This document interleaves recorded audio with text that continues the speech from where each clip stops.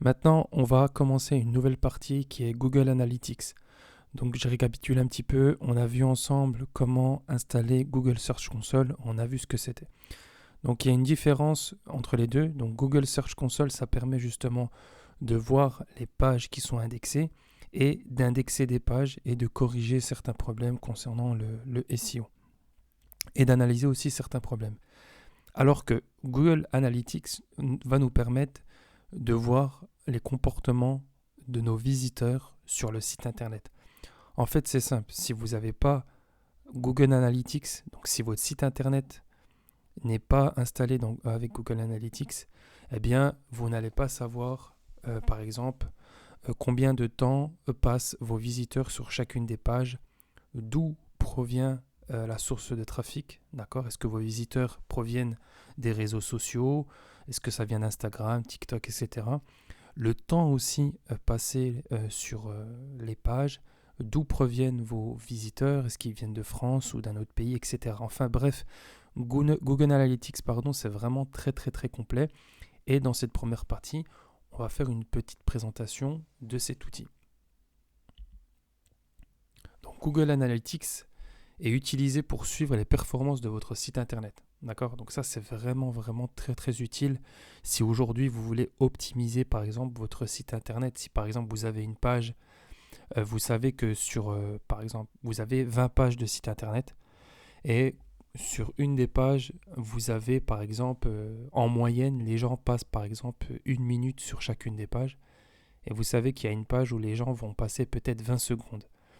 Bah, si vous savez que sur une des pages, vos visiteurs vont passer moins de 20 secondes, c'est qu'il y a certainement un problème sur votre site, que ce soit un problème technique ou un problème par exemple au niveau du design, etc.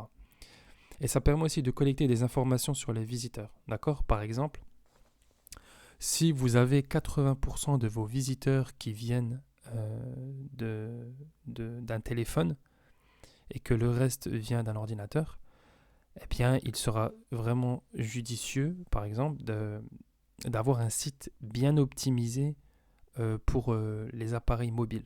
D'accord?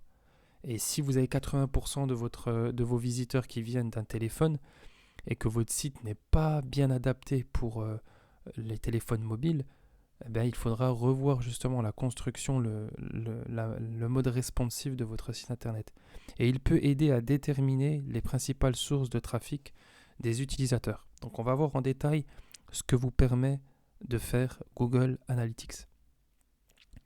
Donc vous pouvez voir le trafic global sur votre site internet, la provenance du trafic, d'où vient votre trafic, d'accord, que ce soit au niveau des réseaux sociaux, du pays, etc. Trafic sur chaque page, vous avez le détail sur chaque page. Donc ça c'est vraiment très important. Si par exemple vous faites du e-commerce, vous voulez savoir par exemple, je ne sais pas si par exemple vous vendez une vingtaine de produits, vous avez le détail sur chaque page produit, le temps passé sur votre site internet sur chacune des pages. Donc c'est vraiment vraiment intéressant parce que vous pouvez optimiser. Par exemple, si sur 20 pages, vous savez qu'il y a une page où voilà, les gens passent énormément de temps, c'est que ce genre de produit est potentiellement intéressant ou intéresse justement votre audience. Le nombre de prospects convertis, donc il y a une option sur Google Analytics où vous pouvez voir le nombre de prospects convertis, les informations démographiques sur les visiteurs, donc si vos visiteurs viennent d'Europe ou d'Afrique ou des États-Unis, bref, vous avez des informations globales. Et ensuite le type d'appareil utilisé par les visiteurs. Donc ça peut être l'ordinateur, la tablette et le smartphone. Donc voilà un peu ce que nous permet de faire Google Analytics.